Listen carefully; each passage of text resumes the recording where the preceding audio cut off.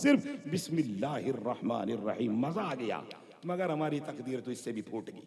हम तो बिस्मिल्लाह भी नहीं पढ़ते, बिस्मिल्लाह भी नहीं पढ़ते।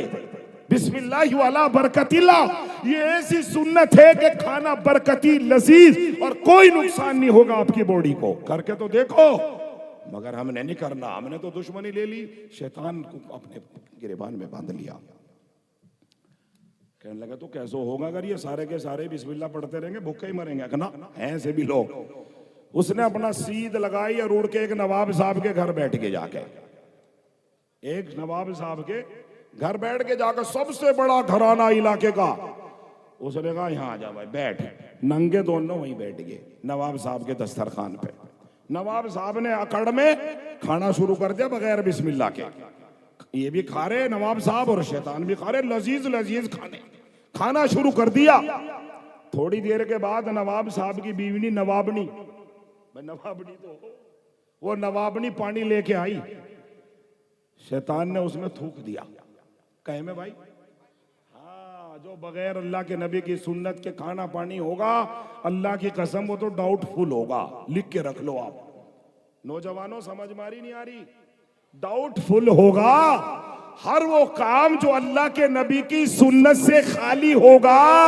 So that is the doubtful. उसमें कामयाबी तुम्हें, अरे जोर से बोलो, उसमें कामयाबी आपको नहीं मिल सकती।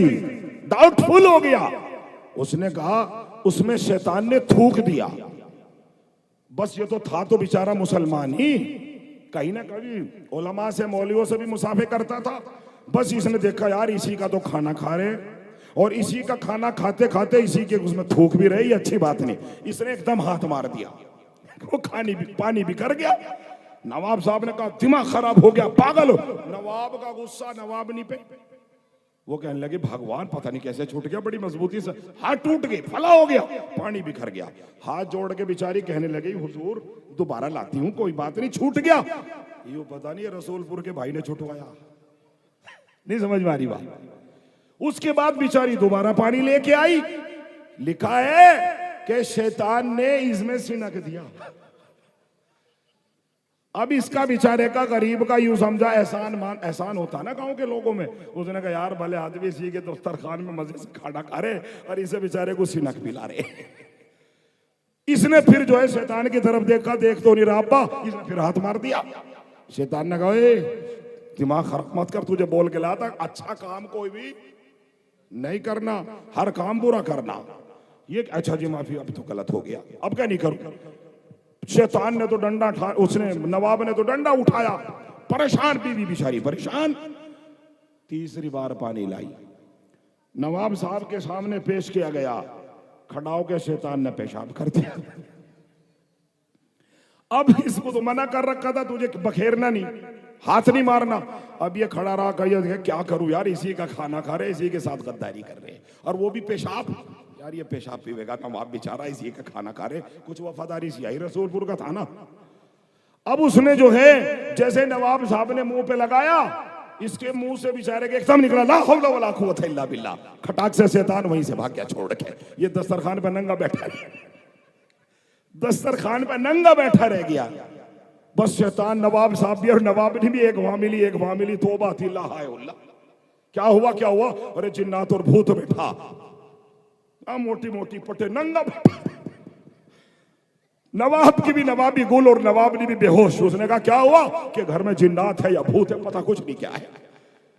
बड़ी मुश्किल से इसे मनाया समझाया, कपड़े फेंके, इसने शोर मचाया कि भाई मैं न शैतान हूं न भूत हूं, खुदा के वास्ते मुझे पहले कपड़े दो।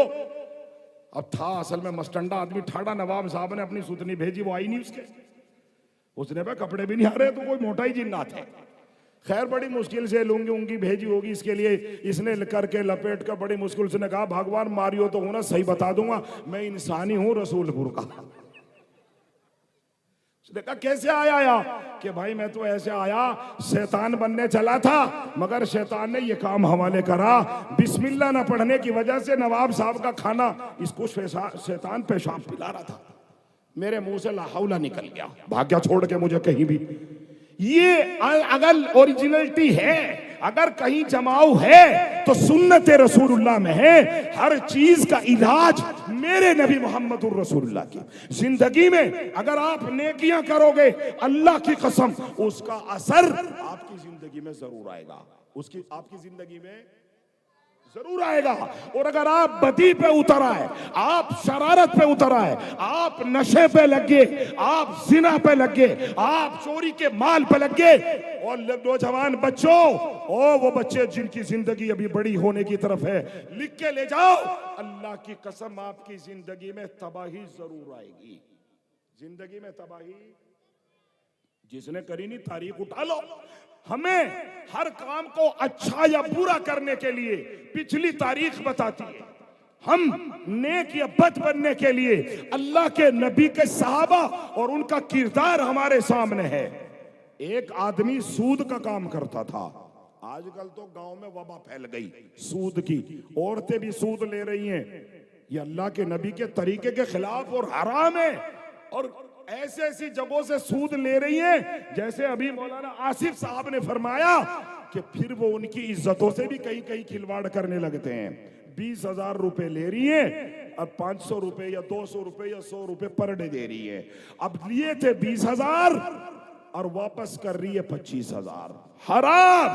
अगर किसी की बहन, किसी की माँ, किसी की घरवाली, अगर इसमें मेरी आवाज मेरी बहनें सुन रही हो तो खुदा की कसम भूखी सो जाना, अपने बच्चों के पेट पे पत्थर बांध लेना, मगर ये काम न करना। फी बुतूनिहिम नारा, जहन्नम है, जहन्नम।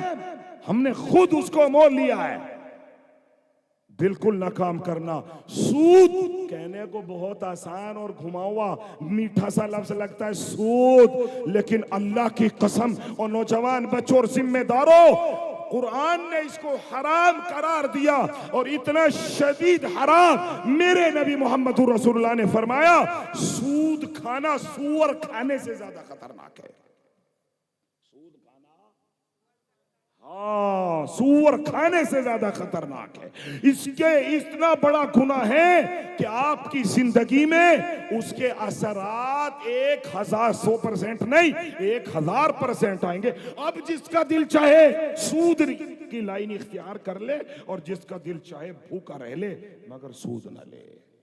इख्तियार आपको है, मुझे नहीं है। मैं आपको रोक नहीं सकता, मैं आपको बता सकता हूं। हुजूर ने फरमाया 100 रुपए या यूं कह लो 500 रुपए आज की तारीख में, कान खोल के सुन लो, जिसने सूद के ले लिए या दे दिए, ऐसा है जैसे अपनी माँ से नौज बिल्ला मुंह काला कर बैठा हो, अपनी माँ की इज्जत से खेल बैठा हो, अलियाज़ु बिल्लाह। ऐसा है।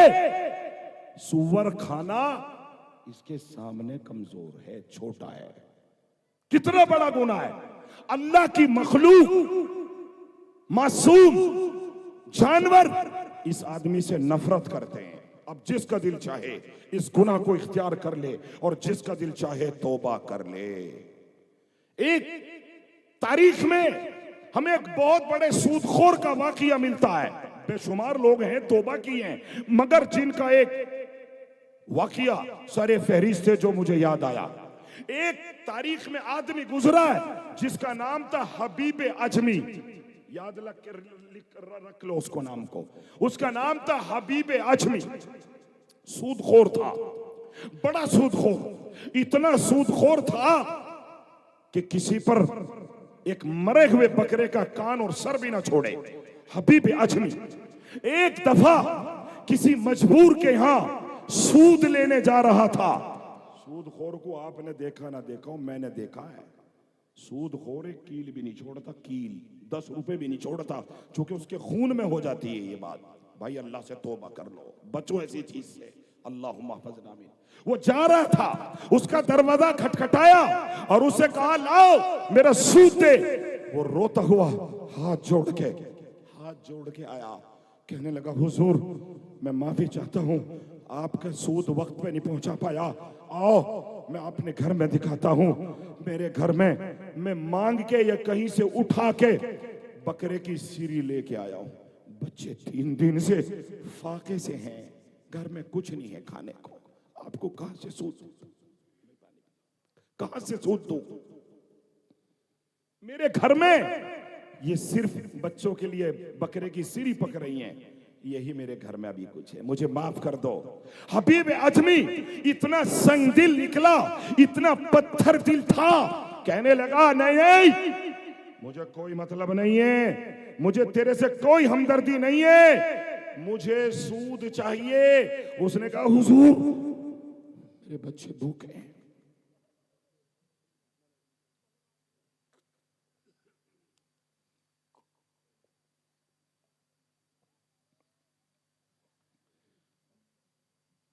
मेरे बच्चे भूखे। उसने कहा मुझे कोई मतलब नहीं, ये सीरी उठा के लाके दे दे। बच्चे बिलखते रह गए, बाप आंखों से आंसू टपकाता रह गया। और ये हबीब अजमी उस सीरी को लेके चल दिया। कितना संगदिल हो गया होगा सुअर के खाने से। और लोगों, अगर कोई मजमे में ये काम करता हो, कोई माइक से मुस्लिम या नॉन मुस्लिम मेरी बात सुनता हो, तो कान खोल के सुन ले, किसी की मजबूरी से, चाहे वो हिंदू हो या मुसलमान, सूद की लानत से बचे। सूद की लानत से, चाहे हिंदू कर्जा दो तो उसे मोहब्बत में तुम्हारा पड़ोसी है, हिंदू भी मोहब्बत भाई है ना भाई। हम लोग ये समझते हैं कि हिंदू हमारा भाई नहीं, हमें किसी और से कोई मतलब नहीं। हमारी नबी की उम्मत में है, हमें उसे कर्जा देना, हमारे नबी ने लिया और दिया है, हमें उसे प्यार देना, हमें उसने दिया और लिया है। हम पर जरूरी है कि अपने हिंदू भाइयों को गले लगाएं, अखलाक पेश करें, उनको अपनी खुशी में शरीक करें। याद रख लो, अगर तुम सच्चे मोहम्मदी हो, सच्चे मुसलमान बनना चाहते हो, तो अल्लाह और उसके रसूल हिंदू और मुसलमान दोनों के लिए बराबर है।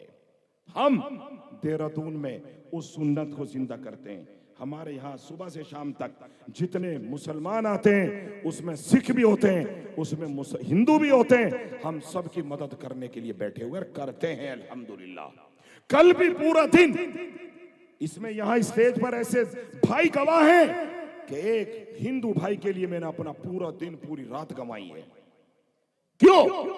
मेरा कोई कमीशन नहीं है, मेरा अखलाकी जिम्मेदारी है। मैं अल्लाह के नबी से मोहब्बत करता हूं, आई लव मोहम्मद। मोहम्मद ने फरमाया अपने पड़ोसियों का ध्यान रखो, मगर सूद और गुनाह करने वाला, उसके दिल में सुन्नत की मोहब्बत नहीं होती। महबूब आजमी जब वो सीरी लेके जा रहा था तो छोटे छोटे बच्चे खेल रहे थे रास्ते में। एक छोटे से 4 साल के बच्चे ने कहा, ओ बच्चों भाग लो, दौड़ लो, अल्लाह का मबगूज बंदा, गुनहगार बंदा, अल्लाह का दुश्मन बंदा महबूब आ रहा है, कहीं उसकी परछाई ना पड़ जाए और सारे जहन्नम में चले जाए। नहीं समझ में आई बात?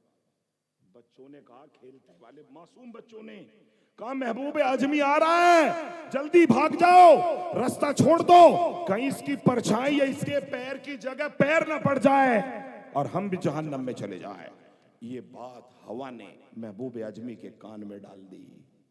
ये बात हवा ने हबीब आजमी के कान में डाल दी। सुना, सुनकर के नतनादिब हुआ, शर्मिंदा हुआ, उस सिरी को वापस दे के आया। और फिर जब वापस घर आया, इस सिरी को जब उसके दे के आया, तो उस नदामत इतनी बढ़ गई कि हाय रे, इस मालदारी पे लानत हो, इस पैसे पे लानत हो। मैं हबीब छोटे छोटे बच्चों में जलील कर दिया अल्लाह ने। ये मासूम बच्चे ये मुझसे नफरत करते हैं, तो बड़े कितने नफरत करते होंगे, जानवर कितनी नफरत करता होगा, आसमान और जमीन तेरे ऊपर लानत भेजती होगी। हाय हाय हाय हाय, तौबा कर ली। वहीं से उसको कहा, मेरे भाई, मैंने तेरे बच्चों के सीरी उठा के लेके गया, मुझे खुदा के वास्ते माफ कर दे, मैंने बहुत गलत किया। और जो माल रसूल माल तेरे ऊपर मेरा चाहता है वो मैं माफ करता हूं। और तुझे गवाह बना के आज ऐलान करता हूं, जितने लोगों पर मेरा माल है, अल्लाह के लिए सब माफ किए देता हूं। और मैं तौबा करता हूं, आज के बाद सूद का काम, जोर से बोलो ना, नहीं करूंगा। वहीं तौबा कर ली और उससे मुसाफा मिला के वापस आया। वो रोता रहा है, ये क्या हुआ? अभी तो मेरे बच्चों का लुकमा छीन के गया, पकती हुई हांडी उठा के गया, अचानक बदल गया। ये पीछे मुड़ के देख रहा है तो हबीब अजमी की चाल देखता है, रोते जाता है, चाल देखता है, रोते जाता है। मोहब्बत बढ़ रही है। वापस आया। हदीस पाक में आता है, अत्ताइबु मिन ज़ंबि कमल्ला ज़ंबला, तौबा करने वाला ऐसा हो जाता है। ओ नौजवान सुनो, जिसने जिना कर लिया हो, जिसने शराब पी ली हो, जिसने नशा कर लिया हो, जो स्मैक के करीब चला गया हो, जिसने कोई भी गुनाह किया हो, वो नदामत पे आ जाए, शर्म आ जाए, तौबा कर ले। हुजूर फरमाते हैं तौबा करते ही ऐसा हो जाता है जैसे उसने गुनाह किया ही ना हो। महबूब आजमी 40 साल से या एक मुद्दत दराज से सूद की लानत में था। 1 मिनट की तौबा ने रंग बदल दिया। वापस लौट रहा था तो वही बच्चे खेल रहे थे। किताबों में आया है, एक 4 साल के बच्चे ने कहा, ओ साथियों आ जाओ, अल्लाह का प्यारा हबीब अजमी आ रहा है, मुसाफा कर लो, जन्नत हाथ आ जाएगी। समझ में आई बात? तौबा करने वाला अल्लाह के यहाँ कितना मुकर्रब, कितना महबूब है। अभी ये लानती था, 10 मिनट पहले लानती था, और 10 मिनट के बाद अल्लाह का हबीब बन गया। और बच्चे उससे मोहब्बत करने लगे, उससे मुसाफे को जरिया नजात समझने लगे। हाँ, नौजवान बच्चों, मौलवी होना जरूरी नहीं है, हाफिज होना शर्त नहीं है, अल्लाह का होना मुकर्रब उसके लिए शर्त है। और फिर आप देखो, जो अल्लाह और उसके रसूल का हो गया, और खुदा की कसम उसके लिए कपड़ों के कोई माने नहीं रखती, टोपियां कोई माने नहीं रखती, पगड़ियां कोई माने नहीं रखती। अल्लाह के नबी की तारीख से आज तक यही हाल चला रहा है। करके तो देखो। तो सब तौबा करते हैं अपने तमाम गुनाहों से, क्यों? इसमें आपका फायदा है, इसमें हमारा फायदा है। गुनाह छोड़ोगे, अल्लाह मखलूक में प्यार भरेगा, रिज़्क अता करेगा, मुस्तजाबुद दवात बनाएगा। जब जरूरत होगी तौबा करने वाले की, अल्लाह ज़बान बन जाता है, अल्लाह कान बन जाता है, अल्लाह आंख बन जाता है। मगर शर्त यही है, मन कान लिल्लाह कान अल्लाहु ला। वाक़िया लिखा है, एक नौजवान है, गरीब घर का है। कान खोल के सुनो, मौलवी होना जरूरी नहीं, प्रोफेशन भी चूंकि बेचारा छोटे घर से है, प्रोफेशन भी कितना खतरनाक, रोटी लगाता है। रोटी तारीख में लिखा है, प्रोफेशन ऐसा, पसीनम पसीन तंदूर पर नान बाई है, नान बाई। लेकिन तौबा करता, हर वक्त तौबा करता है, गुनाहों से बचता है, शराब से बचता है, नशे से बचता है, लड़कियों को देखने से बचता है, नंगी फिल्में देखने से बचता है। हाँ हाँ, और नौजवान बच्चों, अपनी जिंदगी को गुनाहों से पाक करना विलायत का दर्जा है, विलायत का। तो बनोगे कि नहीं बनोगे वली अल्लाह के? वली कहते हैं अल्लाह के यार को, अल्लाह के दोस्त को, अल्लाह वाले को वली कहते हैं। तो बनोगे कि नहीं बनोगे? इंशाअल्लाह। एक आदमी है, प्रोफेशन ऐसा, सुभान अल्लाह। वाकया लिखा है तारीख में, हजरत इमाम अहमद इब्न हंबल अलैहिर्रहमा का एक मर्तबा सफर कर रहे हैं। ऐसे तो थे नहीं कि यहां से 1 घंटे में देहरादून, 40 मिनट में देहरादून। सफर करते थे लोग तो हफ्तों लगते थे, महीनों लगते थे, अय्याम लगते थे। इमाम अहमद इब्न हंबल कहीं से गुजरे, रात हो गई। इमाम अहमद इब्न हंबल को जानते हो कि नहीं जानते?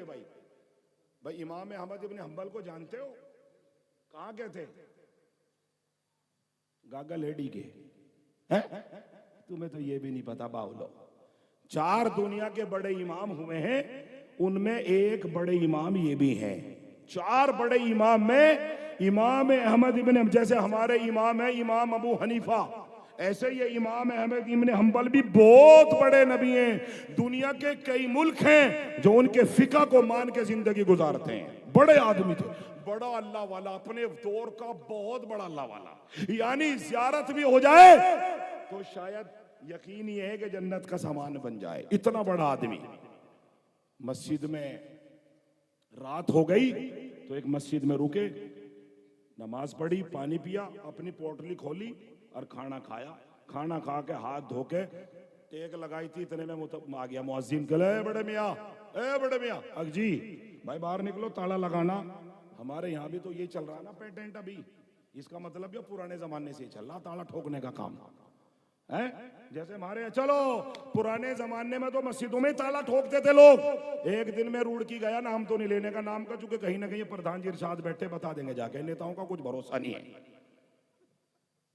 अल्लाह की कसम अपनी आप भी थी, बता रहा हूं मैं गया था एग्जाम देने यही तुम्हारे एरिया में। अब मैं जो गया तो मेरे पेट में दर्द हुआ, मुझे हाजत हुई बैतुल खला जाने की, तो मैं दौड़ के गया। मस्जिद है भाई, आदमी जाता है ना इसी जगह पर, मदरसा मस्जिद, वहां टॉयलेट होगा, फटाक से उसमें कर आवेंगे। जैसे मैं दाखिल हुआ और बिल्कुल ऐसा हो रहा किसी तरह रोक रखा, कभी कभी हो जाने से आदमी यूं करता है, मेरी भी वही कैफियत हो रही थी, नहीं समझ में आ रही बात, जो है वो है। तो मैंने देखा, जैसे ही मैंने कहा तो बैतुल खला खुली मिलेगी, अल्लाह की कसम अलीगढ़ का मोटा ताला लग रहा बैतुल खला पे। बस देख के ईमानदारी से, खुदा की कसम, पेट तो खराब था ही, दिमाग भी खराब हो गया। पेट पहले से खराब था। बस तेरा बेड़ा कर रखो मुतवल्ली। अच्छा, ऐसे आदमी के लिए दुआ निकलेगी या बद्दुआ निकलेगी? बोलो, दुआ निकलेगी, अल्लाह तुझे 4 ताले लगाने की तौफीक अता फरमा। नहीं समझ में आई? मौली आसिफ भी आ गए, ये दुआ करेगा ना, और बेड़ा कर रखोगा इस मुतवल्ली का। हाँ, मस्जिदों में ताले ठोक रखे। मस्जिदें ताले ठोकने की है, बैतुल खला में क्या क्या क्या बीवी का जेह छुपा रखा, क्या रखा बैतुल खला में?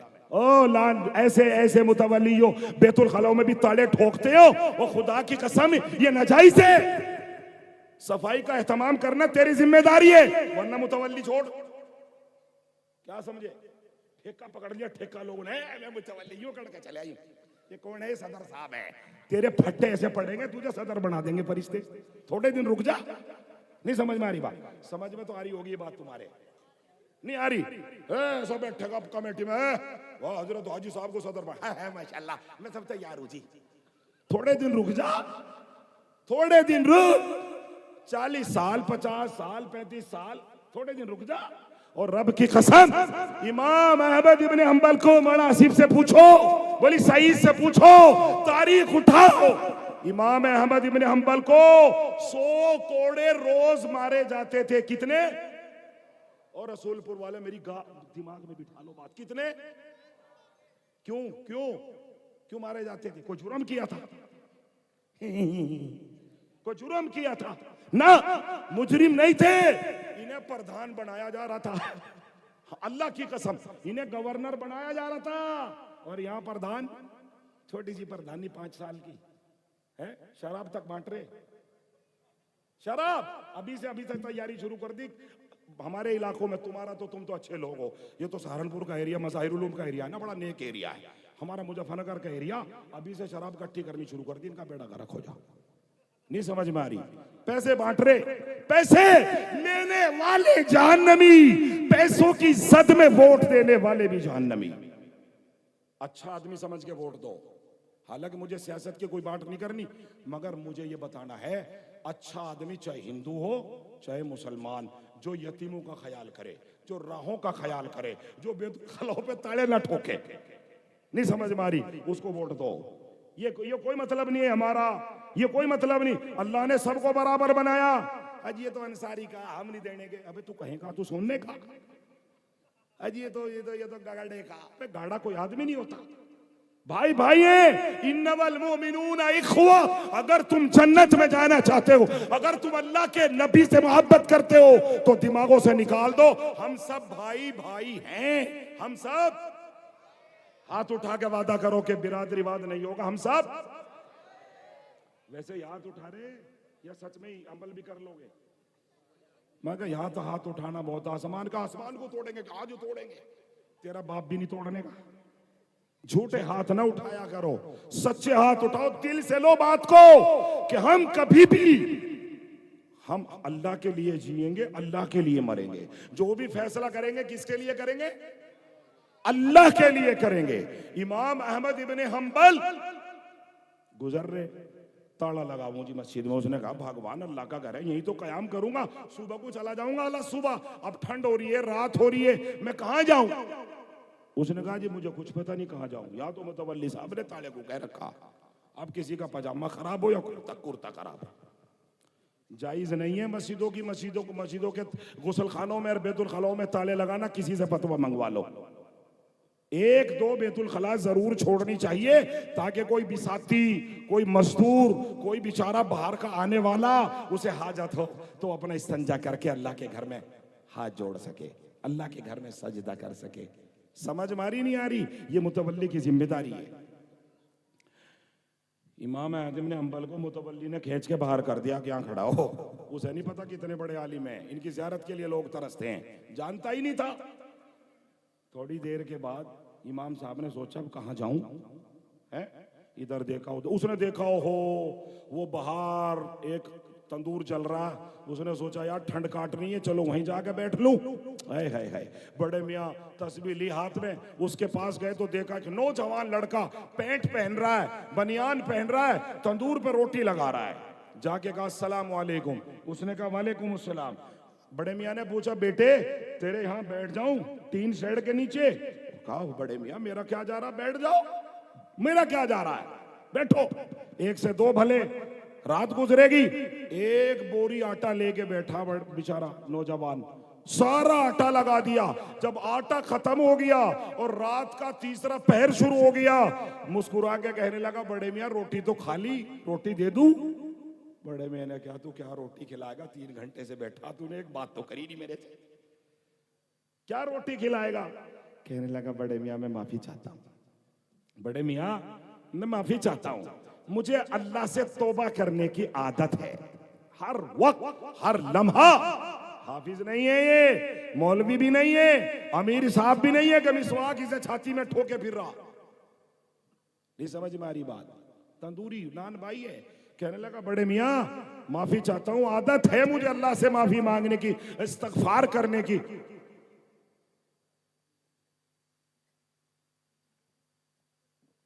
बड़े मियाँ ने कहा क्या कहते हो इस्तगफार में? कि ये और तो ज्यादा पढ़ा लिखा हूं नहीं, अस्तगफिरुल्लाह रब्बी मिन कुल्ली ज़म, अस्तगफिरुल्लाह रब्बी मिन कुल्ली ज़म, अस्तगफिरुल्लाह, यही पढ़ता रहता हूं। कितनी मर्तबा? कि ये लाखों दफे पढ़ लेता हूं, क्या मिला इससे? बड़े मियाँ ने पूछा नौजवानों तुम्हारे लिए भी जहन में सवाल आएगा कि नहीं आएगा, हम तौबा क्यों करें, हम नेक क्यों बने? आओ तुम्हें बताता हूं, इस बच्चे का जवाब सुनो। उसने कहा बड़े मियाँ मुझे इस गुनाह से तौबा करने का एक बहुत बड़ा सिला मिला है, वो सिला ये है कि मैं जब भी हाथ उठाता हूं अल्लाह मेरी दुआ फौरन कबूल कर लेता है। किसको बता रहा है? इमाम अहमद इब्ने हंबल को। बड़े मियाँ जरा संभल के, क्या वाकई? क्या वाकई मुझे किसी के पास दुआ करने जाने की जरूरत? बोलो ना भाई, बोलो ना बच्चों, नहीं है। जो हाथ उठाता हूँ, हाँ गुफ्त अल्लाह बुवत, गर्चे अज हल्कू में अब्दुल्ला बुवत, जो अल्लाह का हो गया अल्लाह उसका हो गया। मैं हाथ उठाता हूँ दुआ कबूल हो जाती है। सुभान अल्लाह। कहा बड़े मियाँ ने सारी दुआएं कबूल हो गई? कि हाँ बड़े मियाँ आज तक जितनी दुआएं मांगी हैं। ओ भाई चुप हो गए, चुप हो गए सुले चाचा, हम क्या करते फिर रहे? कारोबार हो जाओ, हाजी मौली साहब तावीज दे दो जी, हाजी मौली साहब किसी ने कुछ करवा दिया, बंधवा दिया, तेरे पैर तो नहीं बंधवाए किसी ने, झूठ मक्कारी। हाजी मौली साहब वजीफा पढ़ दो, तो अगर ये वजीफों से दुनिया चला करती तो सबसे ज्यादा बड़े अंबानी के यहाँ वजीफे वाले बैठे हुए होते, अडानी के यहाँ होते सबसे बड़े वजीफे वाले। वजीफों में कुछ नहीं रखा, वजीफों में कुछ नहीं है। तावीज कोई अल्लाह के हुक्म और अल्लाह के रसूल के आदेश के बिना कोई काम, चाहे सोने की प्लेट पे लिखवा लो, कोई तावीज काम नहीं करता। आपका किरदार, आपके अमाल, आपका तरीका सुन्नत रसूल और कुरान पे है तो काम होगा, नहीं तो काम नहीं होगा। कहा बड़े मियाँ ने सारी दुआएं, क्या सारी दुआएं कबूल होगी? एकदम कहने लगा हाँ एक दुआ रह रही बड़े मियाँ जो अब तक मेरी कबूल नहीं हुई। 3 दफे मांग ली। कितनी दफा? 3 दफे मांग ली, बस वो कबूल नहीं हुई। वरना पहली में कबूल। उसने कहा भाई कौन कौन सी मांग ली? कहने लगे भाई 3 दफा मांग ली बड़े मियाँ, क्या बताऊं, छोड़ो छोड़ो। उसने कहा नहीं बताना तो पड़ेगा। मायूस हो के कहने लगा बड़े मियाँ बस तुम्हें बताए देता हूँ। नौजवान बच्चा, अनपढ़ बच्चा कहने लगा हुजूर सब दुआएं फटाफट कबूल होती हैं, एक दुआ को 3 मर्तबा मांग चुका हूँ। वो क्या है दुआ? हमारे मुल्क में एक बहुत बड़ा आलिम है, इमाम है, अल्लाह वाला है, दिल में तमन्ना है कि किसी तरह उसकी ज़ियारत नसीब हो जाए। हाय हाय हाय हाय, समझ में आ रही है? बड़े मियाँ ने जोर से पूछा कौन है? इमाम अहमद बिन हंबल उसका नाम है। अहमद है उसका, इमाम अहमद है। दुनिया तरसती है मिलने के लिए। मेरा भी ख्वाहिश है कि अल्लाह इमाम अहमद इब्न हंबल की ज़ियारत मुझे भी करा दे। बड़े मियाँ मैं गरीब आदमी हूँ, नौकर हूँ, किसी दूसरे की रोटी लगा रहा हूँ, मैं वहां जा नहीं सकता और वो यहां आ नहीं सकते। 3 मर्तबा मांग ली, दुआ कबूल नहीं हुई। उसे क्या पता था?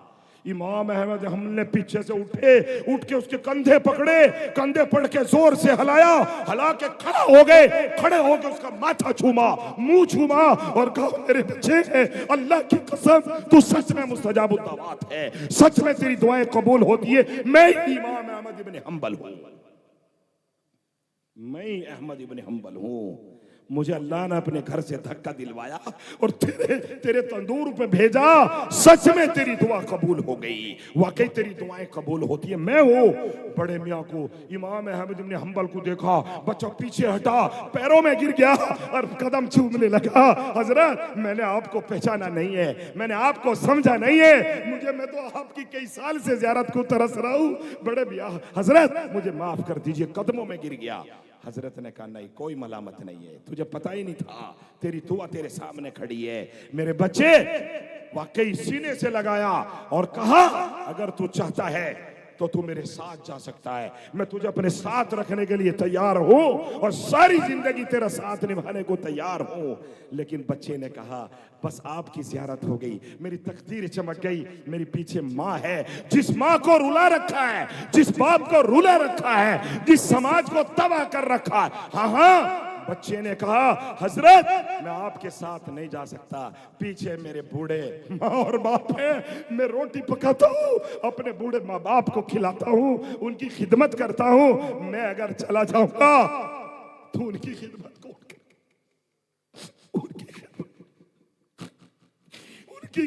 करने के लिए कोई नहीं रहेगा। बड़े मियाँ हजरत आप बस मेरे लिए दुआ कर दीजिए ताकि मेरे माँ बाप मुझसे राजी रहे। इसलिए कि नौजवानों, हुजूर ने फरमाया जिस नौजवान के माँ बाप राजी हैं उसकी जन्नत, अल्लाह राजी है, जन्नत पक्की है। और जिसके माँ बाप नाराज हैं तो याद रखो अल्लाह के नबी ने फरमाया ये आदमी दुनिया में भी बर्बाद और आखिरत में जहन्नमी है। फैसला आपको करना है। वमन शाह फल युमिन वमन शाह फल यकफुर, जिसका दिल चाहे ईमान लेके आए और जिसका दिल चाहे बेईमान बन जाए, तो चाहे अल्लाह के नबी के तरीके पर आए, हाँ हाँ, तो चाहे कुफ्र का तरीका इख्तियार कर ले। हुजूर ने तो एक बात फरमाई है, ला युमिनु अहदुकुम हत्ता अकूना अहब्बा इलैहि मिन वालिदिही व वलदिही वन्नासी अजमईन। जब तक मुसलमान नहीं हो सकता, जब तक मेरी बातों पर हर चीज से ज्यादा प्यार करने वाला ना बन जाए, तो हाथ उठा के वादा करो कि हम अपने नबी के तरीके को अपनी जिंदगी में लाएंगे इंशाअल्लाह। हाथ उठा के वादा करो, लाएंगे। नौजवानों से अपील है अपने माँ बाप को कभी मत सताना। नौजवानों से अपील है जिना से दूर रहना, जिना के करीब भी मत जाना। कुरान ने कहा वला तकरबुस जिना, और जिना के करीब जाने का मतलब क्या है? लड़कियों से फोन पर बातें करना। खुदा की कसम तेरी बर्बादी की, तेरी जवानी की, तबाही की ये पहली सीढ़ी है। बाप भी कयामत के दिन, हाँ हाँ, जो नौजवान बच्चा शराब पीता है, नशा करता है, जिना करता है, हराम काम में अल्लाह की बगावत करता है, कल कयामत के दिन इसके माँ बाप को भी हथकड़ियां लगेगी। हालांकि वो हाजी थे, नमाजी थे, तो खुदा का वास्ता अपनी जिंदगी को बर्बाद करके अपने माँ बाप के हथकड़ियों का इंतजाम न करो। हुजूर ने फरमाया अला कुल्लुकुम राइन व कुल्लुकुम मसऊलुन अन रयतिही। माँ बाप पकड़े जाए, बाबा पकड़े जाएंगे। ये कल कयामत के दिन यूं कहेंगे, हमने क्या गुनाह किया है, हमने तो तुझे पाला है, हमने तुझे उंगली फिरा के लोगों से मिलाया है, हम तुझे कंधे पे बिठा के लोगों को तारीफ करते थे कि ये हमारा वारिस है, तूने हमें कैसे पकड़वा दिया। तू तो जानी निकला, तू तो नशा करने वाला निकला, तू तो शराबी निकला, तूने तो हराम माल खा रखा है, आज हमारी पकड़ हो रही है। मेरे नौजवान बच्चों, अपने समाज को बदलो, कुरान पर, अल्लाह के नबी के तरीके पर आओ, ताकि हमारे माँ बाप और हम खुश जिंदगी, दुनिया में जिंदगी खुशहाली की गुजारें और आखिरत में भी अल्लाह के रसूल के होके जन्नत में चले जाएं। वमा अलैना इल्लल बलागुल मुबीन व आखिरु दावाना अल्हम्दुलिल्लाहि रब्बिल आलमीन। माशाअल्लाह, जमाना बड़ी गौर से सुन रहा था, आप ही चल दिए दास्तां कहते कहते। हजरत सामीन हमारे दरमियान तशरीफ़ रखते हैं हज़रत मौलाना इरशाद साहब उक़ाबी अमानतुल्लाह सानी। मेरे दोस्तों, जो जाएंगे सुबह पछताएंगे। मुल्क हिंदुस्तान का उनका दौरा रहता है। उनके एक रात बिहार में है, दूसरी रात उत्तर प्रदेश में, तीसरी रात उत्तराखंड में।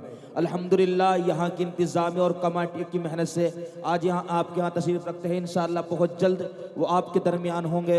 मैं सीधे सीधे ज़्यादा बात न करते हुए हज़रत मौलाना इरशाद साहब उक़ाबी अमानतुल्लाह सानी हमारे मेहमान मोहतरम हज़रत वाला से दरख्वास्त है, बराए करम आप तशरीफ़ ले आएँ और अपनी कीमती नसीहतों से हम सामीन को मुस्तफ़ीज़ फरमाएँ।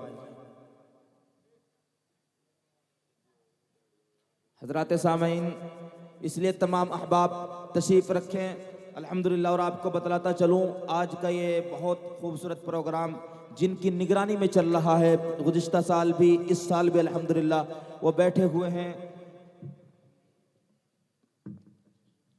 क़ारी मोहम्मद ताहिर साहब दामत बरकातुहुल आलिया। मैं हज़रत वाला का दिल की गहराइयों से शुक्रिया अदा करता हूँ।